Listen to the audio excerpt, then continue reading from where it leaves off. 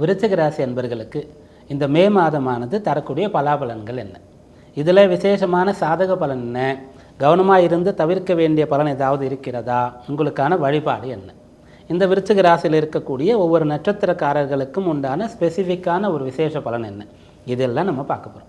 முதல்ல விருச்சிக ராசி அன்பர்களுக்கான மே மாதத்தின் சாதகமான பலன்கள். புத்திர பேரு சம்பந்தமான யோக பாக்கியம் உங்களுக்கு ஏற்படுகின்றது. அதாவது விருச்சிக ராசியில் இருக்கக்கூடிய மனமான தம்பதிகளுக்கு புத்திர பேரு கிடைக்கக்கூடிய அம்சம் இந்த மாதத்தில் சாதகமாக இருக்கின்றது. புத்திர பேருன்னு சொல்லும்போது புத்திர சந்தானம் அப்படின்னு இதை நம்ம சொல்லுவோம். இதுக்கான கிரகங்கள்னு பார்க்கும்போது முதல்ல குருன்னு சொல்லக்கூடிய ஒரு புத்திர காரகனாக இருக்கார். இதோடு சேர்ந்து புத்திரஸ்தான அதிபதினு சொல்லக்கூடிய ஒரு கிரகம் ஒவ்வொரு ராசிக்கும் லக்னத்துக்கும் வரும். ஆனால் உங்களுடைய விருச்சிக ராசிக்கு மற்றும் சிம்ம ராசிக்கு புத்திரஸ்தான அதிபதி புத்திர காரகன் ரெண்டு பேருமே குருவாக தான் இருப்பாங்க. அப்படியாக அந்த குரு உங்களுடைய ராசிக்கு 7ஆம் பாவத்திலிருந்து ராசியை பார்த்து கொண்டு இருக்கார். அவர் அந்த இடத்திற்கு வந்து ஏறக்குறைய ஓராண்டு காலம் ஆயிடுச்சு. இப்போது அந்த இடத்த விட்டு போக போகிறார். இந்த மே மாதத்தினுடைய 14ஆம் தேதி அங்கேருந்து 8ஆம் இடத்துக்கு போக போகிறார். அதனால் என்ன பண்ணுவார்னா, போகும்போது அந்த பலனை கொடுத்துட்டு போவார். இது வரைக்கும் கிடைக்காதவர்களுக்கு இப்போது அந்த பலனானது கிடைக்கும். இயற்கையிலே கிடைக்கக்கூடிய அம்சம் அல்லது அதற்கான தீர்வு என்ன அப்படின்றது தெரிஞ்சிடும். எதனால் புத்திர பேர் கிடைக்காம இருக்குது அப்படின்றத பார்க்கும்போது இதுபோல் ஜாதக ரீதியாக இருக்கக்கூடிய தோஷங்கள் பிரச்சனைகள் அதற்கு காரணமா, ஏதாவது பரிகாரங்கள் பிராயச்சித்தங்கள் செய்யணுமா, வேண்டுதல் விரதங்கள் ஏதாவது செய்ய வேண்டியது இருக்கிறதா, மருத்துவ ரீதியான காரணங்கள் இருக்கிறதா, அதற்கான மருத்துவம் தீர்வு என்ன அப்படின்ற விஷயங்களை உங்களுக்கு இந்த குரு பகவான் தெரியப்படுத்திவிட்டு தான் செல்வார். ஏன்னா அதுக்கு காரகத்துவம் பெற்றிருக்கக்கூடிய ஒருவர் அதற்கான பலனை உங்களுக்கு தரணும். அப்போ 7 இருக்கார், அப்போ அந்த பலனை தந்துருக்கணும். அப்போது 7லிருந்து இவ்வளோ நாள் தரலை, இப்போ மாறப்போகிறார். அப்போது என்ன வழின்றதை சொல்லிட்டு தான் அவர் போவார். அதனால் இந்த புத்திரபாவம் சொன்னோம்.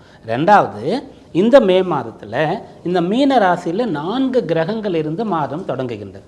இந்த மீன ராசின்றது என்னன்னு கேட்டால் உங்கள் ராசிக்கு பஞ்சமஸ்தானம், அந்த புத்திரஸ்தானமாக இருக்கிறது. அந்த இடத்துல இப்போ 4 கிரகம் இருக்குது அப்படின்னு சொன்னால் அதுலேயும் சனி இருக்காருன்னு சொன்னால் புத்திர பேர் கிடைக்கக்கூடிய அம்சம் இருக்கிறது.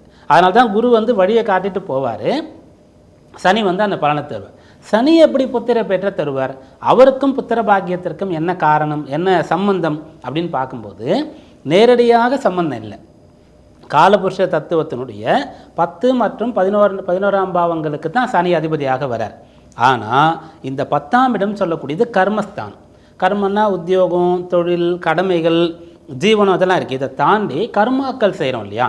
அதாவது ஒருத்தர் தன்னுடைய பித்திருக்களுக்கு தந்தையார் பாட்டனார் இவர்களுக்கு பித்திருக்கர்மாக்களை செய்வாரா, ஒருத்தருக்கு தன்னுடைய பிள்ளைகள் தான் இறந்த பிறகு இதெல்லாம் செய்வார்களா இப்படின்ற ஒரு கேள்வி வருதுன்னு சொன்னால் அவருடைய 10ஆம் பாவத்தை பார்க்க சொல்லி ஜோதிட சாஸ்திரம் அறிவுறுத்துகிறது.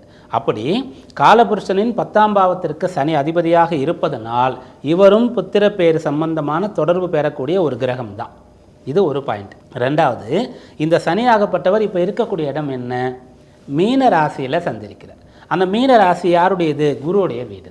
அப்போ குரு புத்திர காரகனுடைய வீட்டில் இவர் இருக்கார், புத்திரஸ்தானத்தில் இருக்கார். அதனால் தரணும். மூன்றாவது, நம்ம ஏற்கனவே பார்த்தோம் இல்லையா, சனி இருக்கக்கூடிய இடத்தை பலப்படுத்துவார், பலன் தருவார். அதனால் உங்களுக்கு புத்திர பாக்கியம் சம்பந்தமான பலன் இருக்கிறது. இதோடு சேர்ந்து அந்த இடத்துல ராகு, புதன், சுக்கிரன் சொல்லக்கூடிய 3 கிரகங்கள். அதில் சுக்கிரன் உச்ச பலத்தை பெறுகின்றார். இந்த சுக்கிரன் தான் காலபுருஷ தத்துவத்தின்படி கலத்திரஸ்தான அதிபதி, திருமண வாழ்க்கைக்கு உண்டானவர், திருமணத்திற்கான வத்து வரனுக்கு உண்டானவர், அதோடு சேர்ந்து குடும்பஸ்தானத்திற்கு அதிபதி. அப்போ ஒரு குடும்பம்ன்றது எப்படி வருது? ஒரு ஆண் பெண் கணவன் மனைவியாகப்பட்டவர்கள் திருமணம் செய்து கொண்டு அதன் பிறகு புத்திரோற்பத்தி நடக்கிறது. அப்போ அவங்களுக்கு அந்த குடும்பம்னு சொல்லக்கூடிய ஒரு விஷயமானது வருகிறது. அதனால் சுக்கிரன் குடும்பாதிபதியாக இருக்கக்கூடிய ஒருவர், அதாவது காலபுருஷத்தின் குடும்பாதிபதியாக இருக்கக்கூடிய ஒருவர் உச்சபலம் பெற்று 5ஆம் இடமான புத்திரஸ்தானத்தில் இருக்கிறதுனால புத்திர பாக்கியம் சம்பந்தமான விஷயங்கள் அனுகூலமாக இருக்கும். அதன் பிறகு இன்னும் ஒரு காரணம், ராகுன்னு சொல்லக்கூடிய ஒருவர் 5ஆம் இடத்துல இருக்கார். எப்பயிலிருந்து? ஏறக்குறைய கடந்த 1.5 ஆண்டு காலமாக இருக்கார். இப்போ அவர் அந்த 5ஆம் இடத்துல தன்னுடைய சஞ்சாரத்தை பூர்த்தி செய்து கொண்டு பின்னோக்கி 4ஆம் இடத்திற்கு வரப்படுறார்.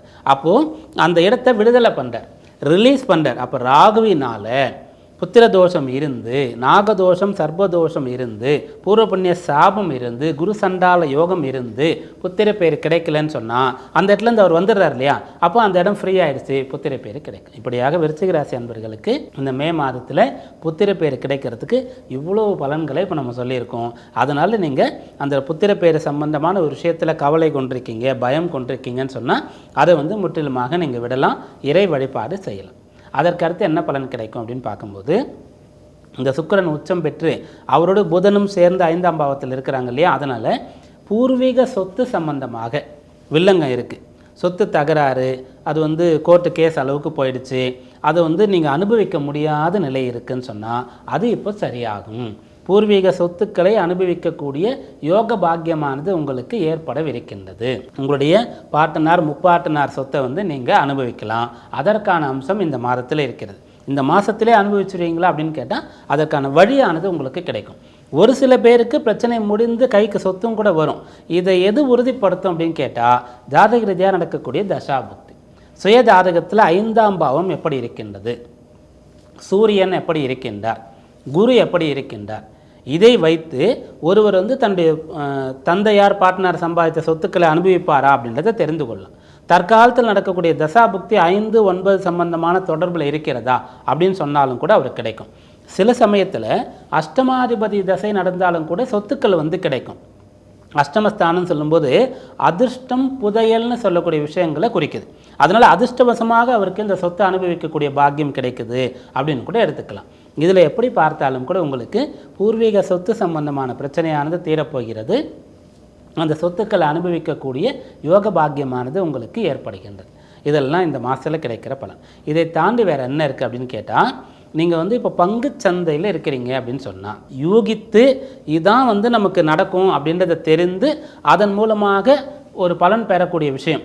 இது உதாரணமாக பங்கு சந்தை சொன்னோம். இது போல் வேறு என்னென்னலாம் இருக்கும், இன்வெஸ்ட் பண்ணுறதுக்கான விஷயங்களாக இருக்கட்டும், அல்லது இதை படித்தா எதிர்காலத்தில் இந்த உத்தியோகம் கிடைக்கும், இப்போது இந்த தொழிலை செய்தால் எதிர்காலத்தில் இது ரொம்ப பெரிய அளவில் வரும் அப்படின்னு யூகம் செய்து நீங்கள் ஒரு செயலை செய்ய வேண்டிய நிலையில் இப்போ இருக்கிறீங்கன்னு சொன்னால் இந்த மாதத்தில் உங்களுடைய யூகம், அதாவது உங்களுடைய கெஸ் ஒர்க் உங்களுக்கு கட்டாயமாக நல்ல பலனை ஏற்படுத்தி கொடுக்கும். இதெல்லாம் விருச்சிக ராசி அன்பர்களுக்கு மே மாதத்தில் கிடைக்கக்கூடிய பலாபலன். நட்சத்திர வாயிலாக பார்க்கும்போது விசாகம் 4ஆம் பாதம், அனுஷ நட்சத்திரத்தின் 4 பாதங்கள், கேட்டை நட்சத்திரத்தினுடைய 4 பாதங்கள், இதெல்லாம் விருச்சிக ராசி. இதில் விசாக நட்சத்திர அன்பர்களுக்கு என்ன பலாபலன் கிடைக்கும் அப்படின்னு பார்க்கும்போது, விசாக நட்சத்திர அன்பர்களுக்கு பிள்ளைகள் இருக்கிறாங்க, ஆனால் அவர்கள் படிப்பில் மந்தமாக இருக்கிறாங்க, படிக்கிறதுல ஆர்வமே இல்லாமல் இருக்காங்கன்னு சொன்னால் அதற்கான தீர்வு உங்களுக்கு தெரிய வரும். அதாவது புத்திர பாவம் வலுத்து இருக்குது, நல்ல பலன் கிடைக்குதுன்னு சொன்னோம். எதுக்கு ஸ்பெஷலாக விசாக நட்சத்திரத்துக்கு இந்த பலன் சொல்லணும்னு சொன்னால் அது குருவுடைய நட்சத்திரமாக இருக்கின்றது. அதனால் விசாக நட்சத்திர அன்பர்களுக்கு உங்களுடைய குழந்தைகள் பிள்ளைகளால் ஒரு நல்ல விஷயமானது நடக்கும். அவர்களுடைய பிரச்சனை ஒன்று தீரப்போகிறது. இது இந்த மாதத்தில் இந்த நட்சத்திர பலன். அப்புறம் அனுராதா, அதாவது அனுஷ நட்சத்திரம். அனுஷ நட்சத்திரத்துக்கான பலாபலன்கள் என்ன அப்படின்னு பார்க்கும்போது, இந்த மாதத்தில் நீங்கள் யாரை பகையாக நினச்சிங்களோ, உங்களுக்கு பகைவராக இருந்தாரோ பகை பாராட்டினாரோ அவரோடு இணக்கமாவீர்கள். ஒன்று நட்பாவீங்க, அல்லது பகையும் இல்லை நட்பும் இல்லை சமரசமாகிவிட்டோம் அப்படின்ற ஒரு நிலை வரும். இது வீட்டுக்குள்ளே நடக்கலாம், வெளியிலே நடக்கலாம். வீட்டுக்குள்ளேன்னு சொன்னால் நிறைய பேருக்கு சகோதரரோட சண்டை சச்சரவு இருக்கும். என்ன சொல்லுவாங்கன்னா 5 வயசில் அண்ணன் தம்பி, 10 வயசில் பங்கும் பங்காளின்னு சொல்லுவாங்க. அப்படி அண்ணன் தம்பிங்களோடு சொத்து சம்பந்தமாக பிரச்சனையோ ஏதோ ஒரு பிரச்சனை இருந்து பேசாமல் இருந்தீங்கன்னு சொன்னால் இப்போ நீங்கள் பேச ஆரம்பிப்பீங்க, சேர்ந்துருவீங்க. வெளியில் வேலை பார்க்குற இடத்துல ஒருத்தரோடு உங்களுக்கு பிரச்சனை இருக்குது, படிக்கிற இடத்துல ஒரு பிரச்சனை இருக்குதுன்னு சொன்னால் அந்த விஷயமானது சரியாகும். இது அனுஷ நட்சத்திர அன்பர்களுக்கு கிடைக்கக்கூடிய பலன். அப்புறம் ஜேஷ்டா, இந்த கேட்டை நட்சத்திரம். இந்த கேட்டை நட்சத்திரத்தை பிறந்தவர்களுக்கு இந்த மாதத்தில் கிடைக்கக்கூடிய பலாபலன் என்ன அப்படின்னு பார்க்கும்போது, சமயோசித்தமாக புத்திசாலித்தனமாக செயல்பட்டு ஒரு பலனை நீங்கள் தக்க வைத்துக் கொள்வீர்கள், அடைவீர்கள். அதாவது உங்களுக்கு வேலை போகக்கூடிய ஒரு நிலை இருக்கிறது.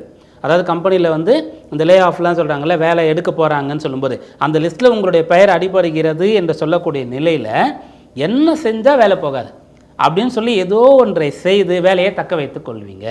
அதுபோல் உங்களுடைய பிஸ்னஸ் சம்மந்தமாக ஏதோ ஒரு பிரச்சனை வரப்போகுதுன்னு தெரிஞ்சால் முன்கூட்டியே யூகித்து ஜாக்கிரதையாக இருந்து அந்த வியாபாரத்தை காப்பாற்றி கொள்வீர்கள். இந்த விஷயமானது கேட்டை நட்சத்திர அன்பர்களுக்கு ஏற்படும். இந்த மாதத்தில் கவனமாக இருந்து தவிர்க்க வேண்டிய விஷயம் என்ன அப்படின்னு பார்க்கும்போது, எதை செய்யக்கூடாது, எது ரிஸ்க்கு அப்படின்னு பார்க்கும்போது, இந்த மாதத்தில் வெளிநாடு சம்பந்தமான விஷயங்களில் நீங்கள் கவனமாக இருக்க வேண்டும். குரு பகவான் சொல்லக்கூடிய ஒருத்தர் வந்து 7ஆம் இடத்துலேருந்து 8ஆம் இடத்திற்கு போக போகின்றார். அப்போது தெரியாத ஒரு இடத்துலேருந்து ஏதோ ஒரு பிரச்சனை, ஒரு ரிஸ்க் இருக்குது. அதனால் வெளிநாடு போகணும்னு சொன்னால் கண்டிப்பாக போய் தான் ஆகணுமா அப்படின்ற ஒரு விஷயத்தை நீங்கள் பார்க்கணும். சுற்றுலா வெளிநாடு செல்வதாக இருந்தால் நீங்கள் வந்து கொஞ்சம் கவனமாக இருந்து அதை வந்து தள்ளி போடலாம். இந்த பலன் பொதுவாக வந்து இந்த மாதத்தில், மே மாதத்தில் அல்லது இந்த குரு பயிற்சி நடக்கிறது இல்லையா, அந்த குரு பயிற்சியில் எல்லோருக்குமே இந்த பலன் இருக்குது. அதாவது வெளிநாடு செல்வதாக இருந்தால் கவனமாக இருக்கணும். வெளிநாடு போகிறதுல கொஞ்சம் பிரச்சனை ஏற்படக்கூடிய அம்சம் இருக்கிறது. அதற்கு காரணங்கள்லாம் இருக்குது. நான் அடுத்த ராசியில் கூட உங்களுக்கு தெளிவாக சொல்கிறேன். அதாவது வெளிநாடு போகிறதுல நீங்கள் வந்து ரொம்ப ஜாக்கிரதையாக இருக்க வேண்டிய அம்சம் இருக்கிறது. வழிபாடு என்ன அப்படின்னு பார்க்கும்போது முருகப்பெருமான் வழிபாடு. ஒன்று நீங்கள் விருச்சிக ராசி, அந்த ராசிக்கு அதிபதி செவ்வாய். மற்றொன்று இந்த விருச்சிக ராசியில் விசாக நட்சத்திரம் இருக்கிறது. அதனால் முருகப்பெருமான் வழிபாடு. அதற்கு அடுத்ததாக குரு வந்து 8ஆம் இடத்துக்கு போகிறார். அதனால் திருச்செந்தூர் முருகனை இந்த மாதத்தில் உங்களுக்கு வாய்ப்பு இருந்தால் சென்று தரிசனம் செய்துட்டு வரலாம். இல்லைன்னு சொன்னால் அனுதினமும் திருச்செந்தூர் முருகனுடைய படம் நிறைய பேர் வீட்டில் வச்சுருக்கோம். அதை பார்த்து நீங்கள் காலையில் வழிபட்டு உங்கள் நாளை தொடங்கலாம். இது அற்புதமான ஒரு பலன் தரக்கூடிய வழிபாடாக இந்த மாதத்தில் இருக்கும்.